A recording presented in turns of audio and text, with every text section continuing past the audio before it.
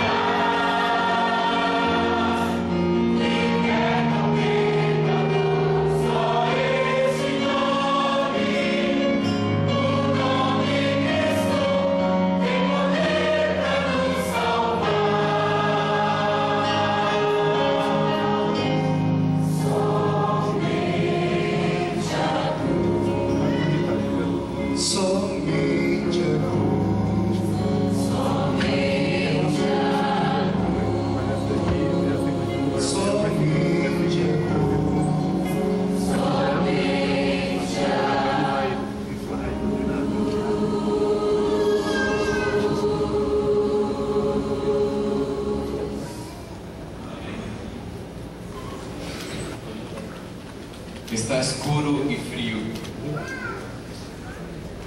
E há mãos nesse lugar. Mãos que estão entrelaçadas. Os dedos entrelaçados estão frios. Estão duros. São os dedos que revelam a morte. Dedos frios e duros. Essas mãos entrelaçadas estão em cima do peito. É tudo silêncio. É tudo escuridão nesse momento. Afora desse lugar onde tudo é silêncio e escuridão, onde mãos frias e duras estão entrelaçadas acima do peito, há uma pedra muito grande que está cobrindo a saída. Do lado da pedra, 2 soldados em posição, e na frente da pedra um selo da maior potência mundial, que não pode ser violado sob pena de morte. Mais afastado, porém fazendo parte da cena, um grupo grande de soldados vigiando, atentos. Eles são profissionais. Eles sabem o que fazem. Eles já passaram por muitas vigílias e nunca dormiram, porque eles sabem que dormir significa morrer. Não muito distante dali, alguns quilômetros, há pessoas que não conseguiram dormir a noite toda. Há mulheres que ficaram chorando durante a noite. E há pessoas que sentem aquela sensação horrível, a sensação da morte. Você já sentiu essa sensação? Você já se encontrou alguma vez com ela? Algum tempo atrás, alguns anos atrás, eu estava morando no Chile e eu tive uma experiência especial. Aquela experiência em que a gente olha para a morte e começa a pensar quando olhamos para ela. Eu estava passando por grandes dificuldades na minha vida espiritual, grandes dificuldades na minha vida emocional. E um dia comecei a caminhar pelas ruas sem rumo. Tanto faz se eu chegasse a um lugar ou não. Não importava para onde eu estivesse indo, mas o que importava é que pelo menos estava caminhando. E isso conseguia me deixar mais tranquilo do que ficar trancado dentro de um quarto escuro. E enquanto eu ia caminhando pelas ruas, sem perceber, eu tomei um caminho. E eu olhei para cima e descobri que eu estava na entrada de um cemitério. Nesse instante, então, eu falei assim: eu vou entrar. Porque acredito que a condição na qual eu estou não é diferente das pessoas que estão ali dentro. Então vou ver o que se sente, qual é a sensação. Foi assim então que eu entrei naquele cemitério. Estava vazio, era de dia, o som muito forte. Quase ninguém, apenas em algum cantinho, grupo de familiares se despedindo, dando a última adeus a alguém. Mas o restante do cemitério estava tudo vazio. Os corredores no meio dos túmulos estavam vazios. Aquele silêncio literalmente sepulcral. Então eu comecei a andar no meio daqueles túmulos, no meio daquelas lápides, e começou a vir um pensamento na minha mente. E eu comecei a olhar as plaquinhas que estavam nas placas, no granito, no mármore, e comecei a prestar atenção nos nomes das pessoas, nomes igual ao meu, nomes igual ao seu. Então comecei a prestar atenção não apenas no nome das pessoas, mas também nas datas que estavam escritas naquelas plaquinhas. Até que cheguei numa placa, num lugar, num túmulo especial. E eu ali me detive, eu não tive como continuar andando. E ali naquela placa estava escrito o nome de um jovem que morreu na mesma idade que eu tinha naquele tempo e que tinha o meu mesmo nome, se chamava Gabriel. Ele nasceu no mesmo ano que eu nasci. E nesse momento fiquei olhando para essa placa E o pensamento inevitável veio na minha mente: podia ser eu. Esse jovem nasceu no mesmo ano que eu nasci. Ele foi criado com todo carinho pelo pai e pela mãe, assim como eu fui criado. Talvez ele teve experiências especiais na vida. Ele brincou, ele sorriu, ele se alegrou, ele chorou. Mas agora, na mesma idade que eu tenho agora, ele não está mais aqui.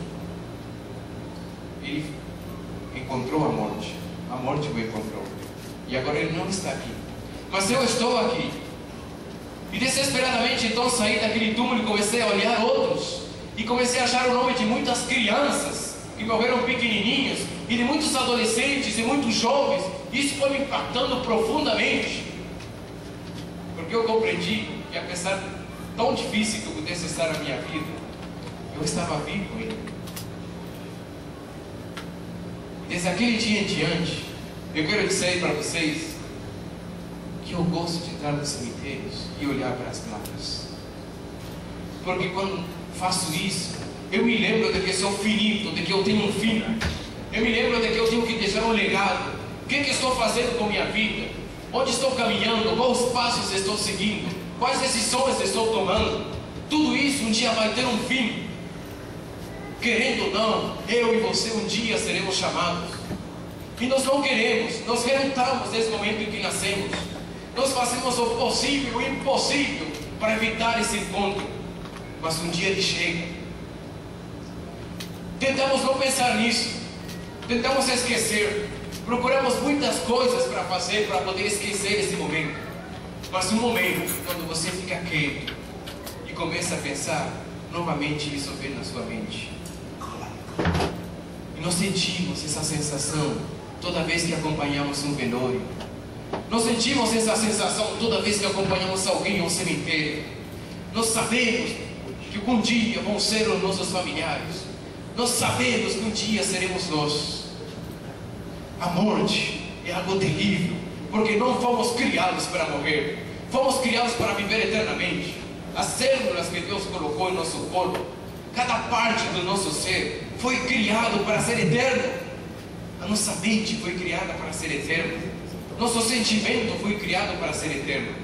Por isso a morte nos surpreende. Por isso a morte nos espanta. Por isso a morte nos dá medo. E vivemos a vida toda caminhando pela vida com medo de morrer. E às vezes o medo de morrer é tão forte que até nos esquecemos de viver. Porque ficamos apenas pensando no dia em que isso vai chegar. E esse medo terrível da morte nos tira o privilégio maravilhoso de desfrutar a vida na sua plenitude. Será que estou falando nessa manhã com alguém que perdeu um familiar, um ser querido há pouco tempo? Ou talvez há muito tempo, mas não importa quanto tempo, a marca sempre fica em lembrança. E nesse momento eu lembro dos seres queridos que eu tive que me despedir. É difícil, porque nós não estamos acostumados a isso e nunca estaremos. Nós nunca vamos nos habituar com isso, é algo antinatural. Deus não nos criou para morrer, Deus nos criou para viver, para sermos especiais, para sermos eternos. Por isso a morte sempre nos surpreende. E você pode perceber isso toda vez que entra num hospital. Toda vez que alguém sai da sala de UTI, você pode ver no seu rosto o medo da morte. Você pode ver isso no rosto das pessoas quando o trânsito para e o carro passa do lado de um carro que acabou de acidentar e alguns corpos estão cobertos com algum pano. Você vê isso no rosto das pessoas que estão olhando essa cena. Nesse momento, todo pensamento para e a gente apenas pensa nas coisas eternas, naquilo que pode acontecer e pode vir. Certa vez aconteceu um momento especial na história. Uma mãe acompanhando o caixão do seu filho. Isso não é natural, porque o natural é que os filhos enterrem os pais e não que os pais enterrem os filhos.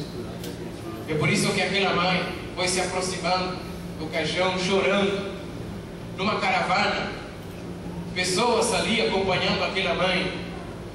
Aquela era a caravana dirigida, liderada por um caixão, pela representação mais natural da morte. Mas de repente essa caravana se encontrou com outra caravana. E a outra caravana era bem diferente. A outra caravana estava sendo liderada também, mas pela vida, pelo Senhor da vida. Eu quero que você agora leve seu pensamento para uma pacata e pequenininha cidade, chamada Naim. Nessa pequenininha cidade, num certo dia, duas caravanas se encontraram. A caravana da vida e a caravana da morte. A procissão da vida e a procissão da morte. Rostos felizes por um lado, contentes, radiantes. E por outro lado, rostos tristes, lágrimas, desespero. Uma caravana sendo liderada pelo Senhor da vida. Outra caravana sendo liderada pelo caixão da morte. E de repente essas duas caravanas se encontraram num certo ponto da estrada, do caminho.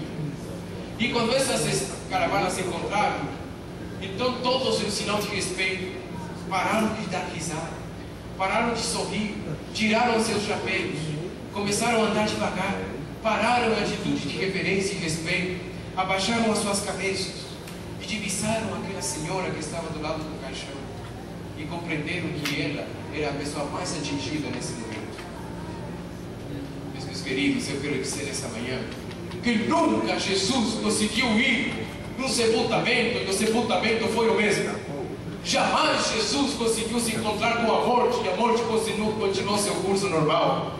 Toda vez que Jesus entrava no velório, ele fazia um escândalo, fazia uma revolução no velório, não mais continuava.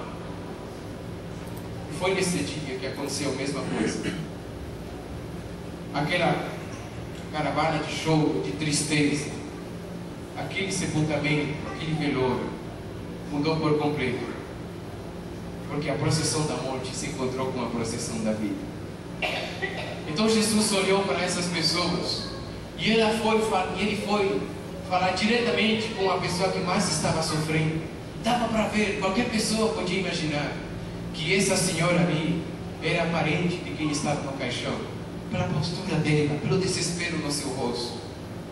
Ali eles ficaram sabendo que há poucos meses atrás essa senhora foi caminhando ao lado do seu filho, acompanhando outro caixão. Era o caixão do marido. Agora, poucos meses depois, agora ela estava caminhando sozinha. Não tinha um braço para ampará-la. Não tinha um braço para abraçá-la e protegê-la. Aquele braço forte do filho não estava do seu lado agora nesse momento. Mas o braço forte do filho agora estava inerte dentro do caixão. Foi então que Jesus se aproximou. E tudo mudou. Jesus olhou para aquela senhora e quando ninguém tinha nada a falar, quando todos se emudeceram, quando todos ficaram sem jeito, não sabiam o que falar, quando ninguém sabia qual a reação ter, será que vou abraçar ou não vou abraçar? Será que deixo ela chorar ou vou consolar? Qual será a atitude que eu tenho? Quando ninguém fazia nada, quando ninguém conseguia falar, ninguém conseguia mexer, Jesus falou. E ele falou palavras que até hoje tocam o coração das pessoas. E as palavras que Jesus falou naquele dia foram: mulher, não chores. Mulher, não chores, porque você nem imagina a surpresa que eu tenho guardado para você. Apenas Deus pode fazer um pedido desse a uma mulher dessas. Apenas Deus é capaz de chegar do lado de uma pessoa que está lutada e colocar o braço no ombro e falar assim: não chores.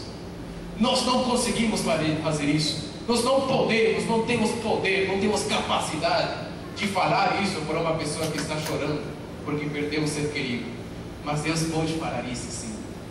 Porque Deus não conhece apenas o que aconteceu, o fato, morreu, acabou. Não, Deus não fica apenas nisso. Deus conhece o futuro. E quando Deus falou isso, quando Jesus falou isso para aquela mulher, eu imagino que se Jesus falou isso sorrindo para ela, porque Jesus já estava sorrindo, porque Jesus já estava desfrutando do milagre que iria acontecer. Ele já estava tendo a sensação da surpresa maravilhosa que ele daria para aquela mulher. Ele já estava tendo a sensação maravilhosa de ter dado um presentão para alguém. Que maior presente do que devolver um ser querido? E esse presente tão lindo, Jesus estava prestes a dar para alguém. É por isso que Jesus chegou próximo da mulher e falou assim: não chores, não chores. você vai ver o que vai acontecer. Porque a morte pode ser o fim para você, mas para mim não é o fim. E esse jovem não vai ser vencido pela morte, hoje não. Porque hoje ele encontrou o Senhor da vida. Foi então que Jesus se aproximou do caixão. Ninguém ousava tocar o morto, apenas a mãe beijava o rosto daquele rapaz. Rosto frio, duro. Foi então que Jesus tocou o caixão. Tocou o rapaz. E uma voz suave, uma voz entusiasmada, uma voz empolgada, disse assim: jovem, levanta-te. Jovem, teu pai te chama, vem. O rosto daquele jovem se mexeu na direção de quem estava chamando. As células interiores começaram a funcionar novamente. A cor começou a voltar naquelas mãos entrelaçadas, frias e duras. O seu rosto, as suas bochechas começaram a ficar novamente coradas. E agora ele se levantou e ficou sentado no caixão. E depois que levantou e ficou sentado, ele abriu os olhos. As pessoas que estavam segurando o caixão faz tempo que não estavam mais ali. Agora o caixão estava no chão. E agora então aquele jovem tinha condição de se levantar de uma forma tranquila. E ele colocou um pé, depois o outro, fora do caixão. E agora ele levantou e começou a olhar para cima, não entendia nada. E ele olhou e viu a sua mãe. E a mãe viu o rapaz. E a mãe não conseguia acreditar. E a mãe pensava assim: acho que isso aqui é uma ilusão. Isso aqui não é verdade. Mas dentro do seu coração ela tinha a certeza de que tinha que ser verdade. Se não for verdade, pelo menos deixe de desfrutar da sensação de ser mentira. E aquela mãe abraçou seu rapaz. Então Jesus chegou próximo dela e falou assim: mulher, aqui teu filho. Porque Jesus não aguenta ver uma mãe sofrendo. Aqui teu filho, mulher. É seu filho. Ele tem mais uma oportunidade na vida. Ele tem mais uma chance.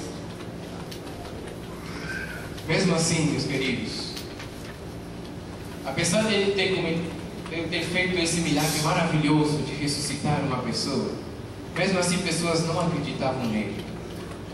É por isso que depois de Jesus ter ressuscitado algumas pessoas, ele teve que mostrar a maior prova de que ele tinha poder sobre a morte. E essa prova se encontra em Hebreus, capítulo 2. Me acompanha na leitura. Hebreus, capítulo 2, verso 14 a verso 16. Vocês já estudaram, vocês já pensaram, vocês já sentiram isso durante toda a semana. Porque toda semana, nesse mesmo lugar, foram levados ao culto do Senhor de louvor e gratidão. E eu quero te dizer, querido irmão, querida irmã, que hoje, ao entrar nesse local, eu senti que essa igreja não está igual. Porque nenhuma igreja que fica uma semana inteira em comunhão com Deus permanece igual. Nunca uma igreja que fica uma semana inteira em comunhão com Deus permanece igual. Nunca. E hoje sinto essa sensação aqui dentro. Hoje eu posso ver para o seu rosto se eu sei que alguma coisa especial está acontecendo. Hoje eu sei que essa semana que passou foi de bênção, maravilhoso. Dá para cheirar, dá para sentir essa sensação aqui dentro. Nunca alguém que fica uma semana em comunhão com Deus continua igual. Deus sempre muda, Deus sempre faz um trabalho. E se essas paredes falassem, elas falariam sobre esse trabalho. E se esses bancos falassem, eles testemunhariam de lágrimas que foram derramadas em cima desses bancos. Hebreus capítulo 2, verso 14 a verso 16. E visto como os filhos participam da carne e do sangue, também ele participou das mesmas coisas, para que pela morte aniquilasse o que tinha império da morte, isto é, o diabo, e livrasse todos os que com medo da morte estavam por toda a vida sujeitos à servidão. Você tem medo de morrer? Você tem medo da morte? Jesus morreu por isso, para aniquilar esse medo no coração, para que a morte, o poder do diabo, não tivesse mais domínio sobre nós.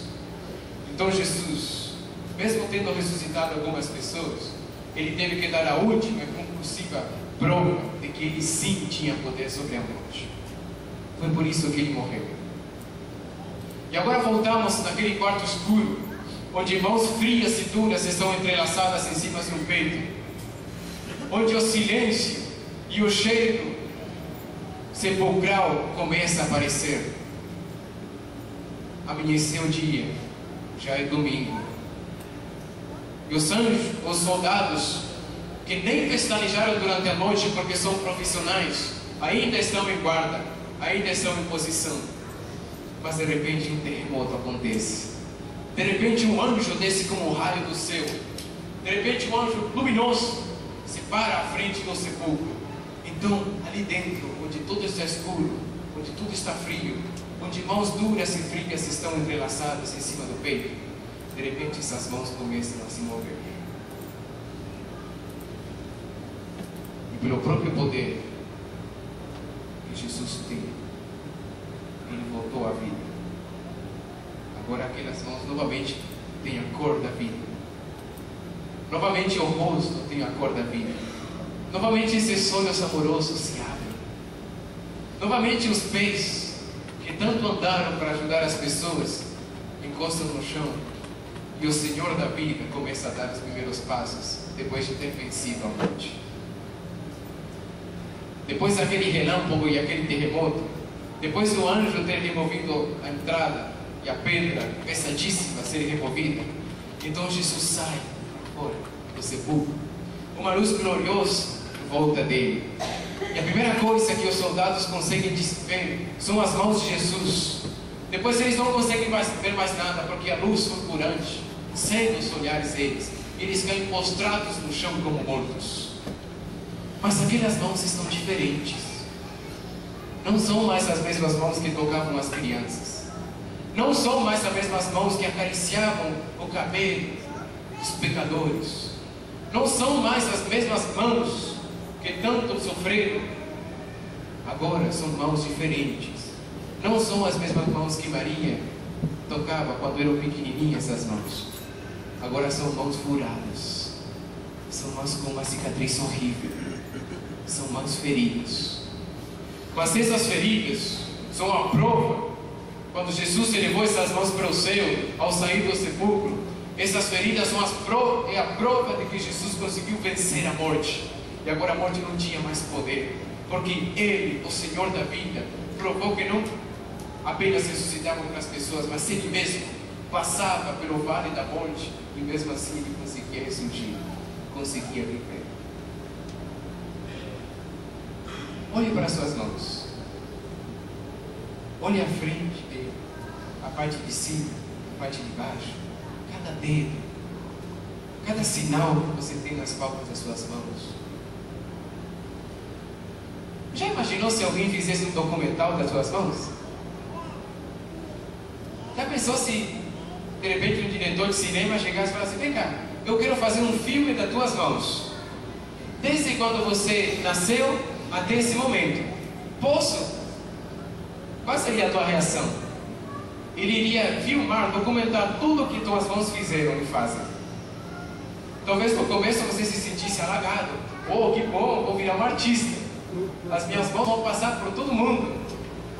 Minhas mãos serão donas de um filme. Mas de repente você começa a pensar melhor e pensa assim: peraí, mas tudo o que minhas mãos fizeram vai passar nesse filme? É, tudo. Vai ser um documental das tuas mãos. Aí você começa a ficar na dúvida. Mas mesmo assim você encara o desafio. Então o documentário começa, o filme começa. Aquela pequenininha mão que sai da barriga de mamãe, fechadinha. E de repente o papai tentando abrir essa mãozinha para pôr o dedinho no meio da mãe, no meio da mãozinha. Uma mão tão pequenininha, que nem mesmo o dedinho pequenininho de papai parece grandão comparado com o tamanho da mãe. da mãozinha. E essa mãozinha pouco a pouco vai se abrindo, ficando menos desconfiada e vai pegando força. Agora tudo que segura pega com força e não quer soltar. E essa mão vai crescer. E essa tua mão agora começa a se segurar nas cadeiras para poder dar os primeiros passos. Essa mão começa a pegar em coisas para poder se sustentar, para poder continuar caminhando. E a mão vai crescendo. E a mão vai tomando o formato de uma pessoa maior, de uma criança maior. Mas de repente você vê a tua mão batendo no rosto do teu irmão, da tua irmã. De repente você vê a tua mão machucando, apontando o dedo para alguém. E depois essa mão se torna a mão de um adolescente, ou de um adolescente, de uma jovem, de uma jovem. E essa mão, em muitas ocasiões em que você fica todo contente, você quer mostrar essa parte do filme para seus amigos, é a parte em que a sua mão ajuda outras pessoas, é a parte em que a mão está preparando um sopão, está levando esse sopão para pessoas que estão sentadas na rua. É uma mão que de repente está acariciando os cabelos de alguém que está chorando. É uma mão que está disposta a oferecer dinheiro para alguém que está precisando. É uma mão que trabalha, fica ocupada o dia todo. É uma mão que escreve. É uma mão que abre a Bíblia. É uma mão que passa as folhas da Bíblia. E você vê tudo isso. E você fica satisfeito. E você fica contente. E seus amigos se alegram junto com você. Mas o filme vai continuando. E agora cenas que você não queria que ninguém visse começam a aparecer. De repente aparece aquela mão segurando um saquinho de pó branco. De repente aparece aquela mão segurando um cigarro, indo de encontro à boca. Aparece aquela mão segurando um copo de bebida e fazendo um movimento de encontro com a boca. Aparece aquela mão segurando uma seringa. E você não quer que esse filme continue. Por favor, alguém corta esse filme. Alguém passa, pula para frente. De repente aparece essa mão de adolescente tocando no corpo, na intimidade da namorada ou do namorado. De repente aparece essa mão jovem machucando alguém. Essa mão de adulto machucando alguém. Talvez você veja até sangue na sua mão e você compreende que não é o sangue da sua própria mão, mas é da pessoa que você acabou de bater. E o filme vai continuando. De repente você vê que as suas mãos estão agora segurando o dinheiro que foi alcançado de forma fraudulenta. E rapidamente esconde o dinheiro, porque tem vergonha, a própria mão tem vergonha desse dinheiro que acabou de pegar. O que será que vai passar no filme da tua mão? Que coisas vão acontecer? Que cenas vão aparecer nesse filme? Você vai ficar contente e satisfeito? Ou você vai falar, por favor, acaba logo esse filme, eu não estou aguentando mais. O filme das mãos de Jesus é bem diferente do nosso próprio filme. Também começa do mesmo jeito que a gente começa.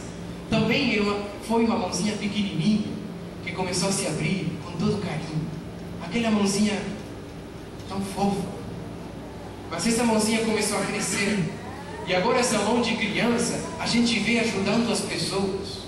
E essa mão começou a crescer, e agora vem essa mão cheia de calos, pelo trabalho árduo na carpintaria, cheia de cortes, porque ele trabalhava todo dia arduamente. Mas mesmo assim, apesar de ser mãos duras, calejadas, não deixavam de ser mãos carinhosas e ternas. E o tempo vai passando e essas mãos vão amadurecendo. E de repente nós vemos essa mão se estendendo para o primo João Batista. E vemos essa mão se afundando no rio. E vemos a mão sendo iluminada por uma luz que de cima diz: "Este é meu filho amado, em quem me compraste." E vemos essa mão agora indo para um lugar muito quente, amontoado. E uma mão que está no deserto. É uma mão que começa a enfraquecer por causa da inanição durante 40 dias. Uma mão que, por não ter recebido alimento suficiente, começa a enfraquecer. Já não tem a mesma força. A cor começa a sair dessa mão. Mas vemos essa mão finalmente esmorecer. Mas um anjo segurando essa mão. Vemos essa mão apontando para o homem, se chamando: "Vem, segue-me." Essa mão que sempre fazia esse movimento e nunca esse movimento de afastar. mas sempre uma mão que convida e nunca afasta. Vemos essa mão acariciando crianças, vemos essa mão tocando feridas e pessoas machucadas, vemos essa mão tocando cabeças, abençoando pessoas, vemos essa mão tocando os intocáveis, vemos essa mão tocando uma pessoa que há muitos anos não era tocada. Estou falando do leproso cuja história se encontra no livro de Mateus capítulo 8, verso 1 a 4. Eu quero que você me acompanhe na leitura desse texto. Mateus capítulo 8, verso 1 a 4.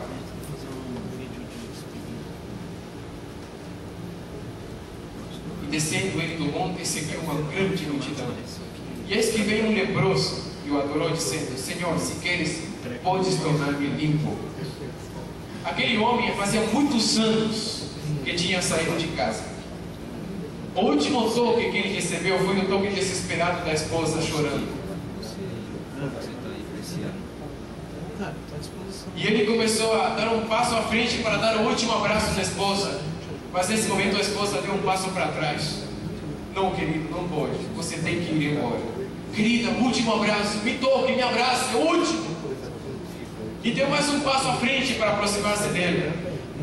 Mas a esposa querida deu mais um passo atrás e começou a se afastar dele. Ele viu os seus 2 filhinhos olhando pela janela, com medo dele. E ele viu os amigos que começavam a olhar detrás das árvores enquanto ele ia se afastando do bairro da sua casa. A partir desse dia, nunca mais foi tocado por ninguém. Quando ele queria, pelo menos, esbarrar com uma pessoa para sentir o toque de alguém. Quando ele queria poder, pelo menos, ficar próximo. Não preciso ser tocado, mas pelo menos sentir o calor de outro corpo perto de mim. Mas isso não acontecia há muitos anos. E toda vez que ele se aproximava de alguém, a única coisa que ele ouvia era um grito de imundo! Nesse instante, todos se afastavam a pelo menos 100 metros de distância. O mais próximo que ele conseguiu chegar de um toque foi 100 metros. E a dor de estar sofrendo por causa da lepra era já comparável à dor por estar sofrendo por causa de não ter mais contato. Ele queria colocar a mão no ombro dos amigos como fazia. Ele queria cumprimentar, ele queria brincar. Mas ele não tinha esse brincar. Até que o Senhor havia mais. E esse dia, quando ele viu Jesus, quando ele viu o olhar de Jesus, a esperança brotou no seu coração. E ele disse: é hoje. É hoje que você não. Então ele começou a se aproximar de Jesus. E quando todas as pessoas começaram a gritar em público e a sair desesperadamente, Jesus não correu, ele ficou ali parado. E o homem começou a se arriscar a caminhar mais próximo de Jesus. E cada passo que ele dava, ele falava assim: bom, agora ele vai sair. Mais um passo, agora ele vai, não tem condição de ele ficar. Mais outro, mas Jesus não saía. E ele começou a se surpreender.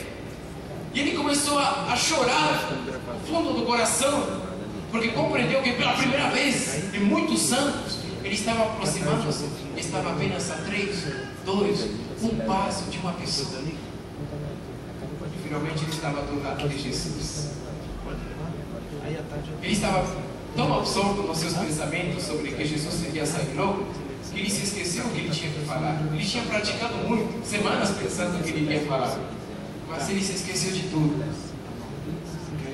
Então ele deixou o coração falar, não foi mais aquilo que ele pensou. Ele apenas abriu a mente, ele abriu a sua boca e deixou que o que tivesse dentro saísse.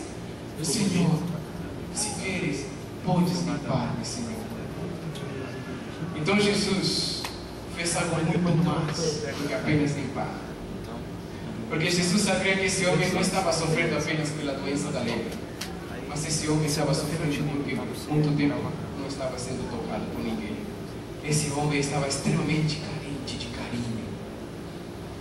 Então o relato bíblico nos fala que Jesus estendeu a sua mão, tocou nele. A sensação deve ter sido maravilhosa. Depois de tantos anos sem ser tocado, de repente ele sente o toque de alguém. E para ele isso já bastava, não precisava cura. Para ele só o fato de ser tocado por alguém já bastava. Mas Deus falou assim: eu quero ser limpo. E nesse instante a lepra o deixou. A mão de Jesus não se contaminou por tocar um leproso. Assim como a mão de Jesus não se contaminou nem se sujou por tocar milhares de pessoas enquanto ele esteve nessa terra. Mas essa mão tão carinhosa, tão meiga, tão suave, um dia nós a vemos entrelaçada em oração no meio de um jardim, chamado Jardim do Getsemane. Essas mãos agora estão em agonia, e nós percebemos que gotas de sangue caem em cima dessas mãos. Agora nós vemos que essas mãos se estendem para alguém, para receber o beijo desse alguém. E agora nós vemos quando essas mãos estão sendo amarradas fortemente com cordas. E a partir desse momento em que as mãos de Jesus foram amarradas, naquela quinta-feira à noite, não foram mais desamarradas até que ele morreu. Então essas outras mãos duras e insensíveis puxaram essas mãos e conduziram essas mãos de Jesus. E essas mãos participaram do julgamento. E essas mãos participaram da condenação. Então foi colocado um madeiro para que essas mãos carregassem. Essas mãos não estavam livres. Enquanto Jesus estava carregando o madeiro, essas mãos queriam, porque queriam tocar uma criança que estava do lado. Queriam tocar uma mulher que estava chorando do lado, mas não podiam, porque tinham que segurar o madeiro. Essas mãos que estavam acostumadas a tocar e abençoar pessoas, agora eram mãos presas a um madeiro rude. E essas mãos começaram a ficar cheias de lascas da madeira da cruz. E essas mãos já estavam manchadas de sangue, que ele tirava do suor da sua testa. Eram mãos que começaram a ficar pouco a pouco desfiguradas.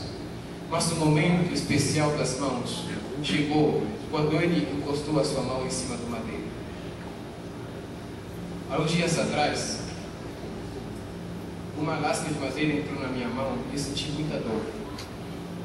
No mesmo instante, eu pensei assim: Jesus, qual foi a sensação de alguma coisa está furando a tua mão? A reação automática, instantânea do ser humano quando alguma coisa fura a tua mão é fechar e puxar. Mas Jesus tinha tal força interna. E sabem qual era essa força interna? O amor por você era tão grande que ele voluntariamente conseguiu estender a mão e não fechá-la, não puxá-la para próximo de si. Os soldados não precisavam segurar a sua mão, porque ele sozinho estendeu a sua mão.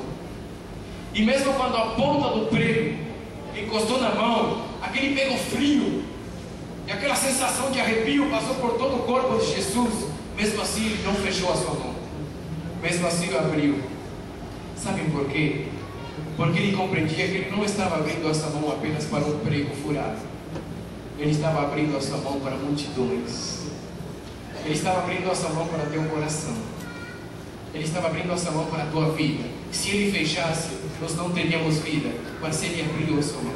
Ele não conseguiu fechar a mão. E o prego começou a furar. E o sangue começou a espirrar. E quanto mais batia, mais o coração e o corpo inteiro doía. Mas ele continuava, sem gritar, sem chorar. Mãos de Jesus que foram feridas por mim, por você. Mãos de Jesus que foram pregadas de uma forma terrível, machucadas, mãos desfiguradas, as mãos talvez mais feias, porém as mãos mais abençoadas que esse mundo já presenciou, que esse mundo já teve. Estou falando das mãos feridas de Jesus. Estou falando que não é apenas um corte e sangue que saiu, não. Essas feridas e essas mãos têm conotação eterna. Essas feridas e essas mãos nos abençoam para sempre e nos dão a vida eterna. Semana passada eu estava na cidade de São Domingos do Araguaia, no Pará. E no domingo à noite nós fizemos uma conferência, a última, a conclusão. E foi feito um apelo. Muitas pessoas atenderam o apelo. E quando terminou a reunião, eu fui impressionado por um pensamento de que eu precisava tomar água. É muito estranho, porque quando a gente termina a reunião, a gente vai cumprimentar as pessoas, a gente vai falar com as pessoas, mas eu me impressionei com o sentido de que tinha que tomar água. Eu hesitei. Que isso, Gabriel? Tomar água agora? Tem tantas pessoas querendo falar com você. E alguns jovens queriam me abraçar, alguns jovens queriam conversar comigo. Mas eu evitei eles. E eu saí num cantinho da igreja, não entendendo por que eu estava fazendo isso. Que arrogância, que atitude mais desejada. Pessoas necessitadas na igreja e fugir para saciar a sede, uma necessidade passageira. Mas eu tive que ir. Eu não consegui resistir. E eu saí da igreja apressadamente e fui para um local onde estava a água. Mas eu não consegui chegar lá. Porque me esperava uma água mais pura do que eu já poderia ter tomado. Quando eu passei próximo de um corredor escuro, eu ouvi. Ele estava segurando uma bicicleta. Ele estava saindo de forma apressada com aquela bicicleta. Até me estranhei pela violência toda com que ele estava saindo, muito apressado. E quando passou do meu lado, eu vi que estava chorando profundamente. Então eu parei aquele homem e perguntei: o que está acontecendo? Por quê? Então ele me olhou chorando, não conseguiu falar, apenas ficou me olhando e chorando. E ele não conseguia mais segurar a bicicleta, e a bicicleta caiu no chão, e ali ficou a bicicleta no meio de nós dois, no chão, e eu de um lado da bicicleta e ele do outro, nós olhando, e ele chorando. E ele começou a boca para falar, ele queria muito falar comigo, mas não estava conseguindo. Até que finalmente ele conseguiu falar umas palavras. Eu vou, ele disse. Vai para onde, irmão? O que está acontecendo? Eu vou para casa. Por quê? Aconteceu alguma coisa? Não está gostando do ambiente? Eu vou para casa, porque minha esposa está lá. Aconteceu alguma coisa com ela, irmão? Aconteceu comigo. Eu vou para casa para pedir perdão para minha esposa, porque faz 5 anos que eu guardo mágoa. Faz 5 anos que eu não peço perdão pelas coisas que eu fiz. Faz 5 anos que eu machuco ela todos os dias. Faz 5 anos que eu sou terrível no meu lar e terrível para ela. Eu sei que ela também tem os seus efeitos. Eu sei que a culpa é parte dela. Mas eu sou quem vai para casa agora pedir perdão. Eu sou quem está saindo agora e está indo para casa para pedir perdão. E eu não falei mais nada. Eu apenas levantei a bicicleta e dei a mão dele e falei assim: vai logo, irmão, que o Espírito Santo está contigo. Vai que os anjos vão guiar o teu caminho. Meus queridos, a graça de Jesus me surpreende cada vez mais. Todo dia, impressionante. É muito forte, é muito grande. Não tem como resistir. Não tem como virar as costas para Ele. Não tem como falar não. É muito forte. E cada vez mais os dias vão passando e maiores revelações de graça eu vejo nos corações. Aquele dia eu não tomei água. Não precisava. Esse foi o maior refrigério que eu já recebi. Ver Deus atuando no coração de alguém, de um coração duro que há muito tempo não estava se rendendo a Jesus. Alguém perguntará para Jesus: Senhor, que feridas são essas nas tuas mãos, Senhor? Por que essa cicatriz horrível? Então Jesus lhes responderá: essas aqui são feridas com que eu fui ferido na casa dos meus amigos. Mas amigos, Senhor, amigos que te machucaram, amigos que te mataram, não merecem ser chamados de amigos. Mas então Jesus fala assim: meu amigo não é aquele que me trata bem ou me trata mal. Meu amigo não é apenas aquele que faz a minha vontade. Meu amigo não é apenas que se rende a mim. Meu amigo é toda pessoa que já nasceu nesse mundo. Meu amigo é todo ser que respira. E eu amo profundamente, independente se essa pessoa me ama ou não, independente se segue o meu caminho ou não, independente da situação atual. Não importa se no fundo do poço ou lá em cima, sempre é meu amigo. Eu fui ferido sim, eu fui machucado sim, mas foi ferida de amigos, porque eu os amo profundamente, porque eu os tenho aqui dentro do meu coração. Jesus foi ferido e foi machucado por amigos, porque Ele se considera amigos. E isso me alegra muito, porque se Jesus considera amigo aquele soldado que pregou sua mão na cruz, eu tenho certeza que Ele pode me considerar amigo também. Embora eu seja bem mais pecador que aquele soldado, mas se Ele considera amigos aqueles que eu pregaram na cruz, que eu crucificaram, aqueles que eu machucaram, que eu feri, Ele também pode te considerar amigo. Ele também te considera amigo. E nessa manhã você precisa abrir o seu coração para a graça de Deus. Nessa manhã você precisa abrir a sua mente, o seu entendimento para Jesus. Ele está te chamando, está tocando na porta do teu coração. Há quanto tempo você está rejeitando o chamado de Jesus? Nesse momento Ele fala assim: olha para minha mão, eu fui ferido. Pensas que a situação está difícil na tua vida, pensas que há momentos em que Jesus talvez não possa mais estar ao teu lado. Talvez você imagine que Ele se esqueceu de você. Eu fui tão longe essa semana, eu fiz tanta coisa errada essa semana, que Jesus não mais vai ter compaixão de mim. Mas eu quero te dizer que toda vez que Jesus olha para a sua mão, Ele lembra de você. Porque a ferida na mão de Jesus, se tivesse um nome para essa ferida, esse nome seria o teu nome. Se tivesse uma ferida, uma forma para essa ferida, essa forma é a tua forma. Porque essa ferida representa você. E toda vez que Jesus está no céu, Ele olha para essa sua mão e Ele lembra de você. Não importa qual seja a circunstância, Ele lembra de você. E Ele sabe que aquilo foi por você. Essas feridas foram por você. Ele se deixou machucar porque te amava profundamente. Ele se deixou machucar porque te ama profundamente. Ele recebeu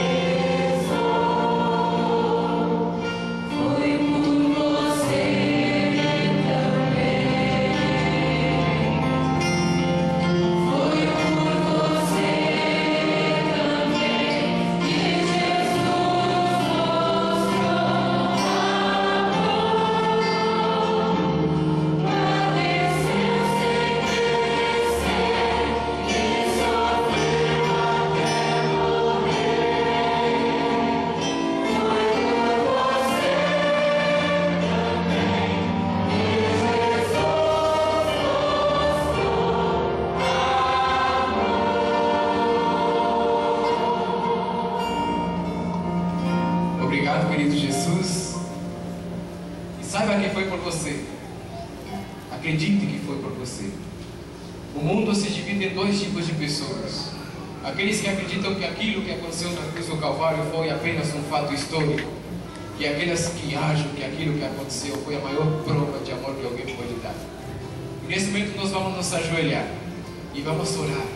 Enquanto você ora junto comigo, receba a unção de Deus no coração.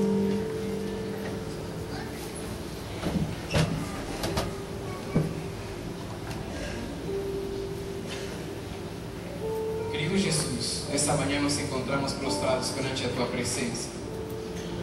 Nós não temos coragem de chegar à Tua graça, ao Teu trono da graça, sem antes compreender que Tu nos amas de todo o coração. E agora, Senhor, elevamos nossa voz ao céu, não porque merecemos ser ouvidos, mas porque Tu prometeste que tudo que pedimos receberemos. E nessa manhã, Senhor, eu quero Te apresentar pessoas que estão no meio dessa congregação, que estão sofrendo, que essa semana passaram por momentos muito difíceis. Eu quero, Senhor, Te apresentar nessa manhã jovens, irmãos, idosos, que estão passando momentos difíceis na sua vida. Tu conheces cada parte do nosso problema. Tu conheces cada sensação que estamos sentindo. E apenas Tu, Senhor, pode nos dar a vitória. Senhor, repreende o inimigo que está atentando a nossa vida. Toda vez que nos vence, Senhor, estamos cansados de ser derrotados. Queremos estender agora nosso olhar para Ti. Dá-nos força, querido Jesus. Liberta-nos do mal. Que o inimigo seja repreendido, não tenha mais poder sobre nós, porque nós já tentamos vencer e não conseguimos com nossas próprias forças. Queremos Te agradecer, Senhor, de todo o coração. E eu quero, Senhor, Te dizer que a eternidade não vai alcançar para poder manifestar por completo a gratidão que eu sinto, que todos sentimos aqui pelo que Tu fizeste por nós. Ajuda-nos a ter isso em mente todos os dias, a qualquer momento, que Tu venceste a morte e nos oferece essa vida. Não é apenas uma vida passageira, mas é a vida eterna. Obrigado, Jesus, porque colocaste as tuas mãos à disposição. Obrigado, Jesus, porque não fechaste a mão quando o prego estava furando. Obrigado porque essa mão ficou estendida. E mesmo com as mãos furadas no madeiro da cruz, mesmo se elas ficaram estendidas em posição de boas-vindas para todo aquele que quiser ir a Ti. Queremos Te agradecer porque depois também com poder ressuscitaste. Nos deixe a certeza, a segurança de que há um futuro melhor, de que há possibilidade de vencer a morte, de que há possibilidade de rever os seres queridos, de que a morte não é o fim, mas que Tu venceste com Teu poder. Quero Te pedir, Senhor, que aceites nossa gratidão e perdoes os nossos pecados. Peço isso em nome de Jesus. Amém.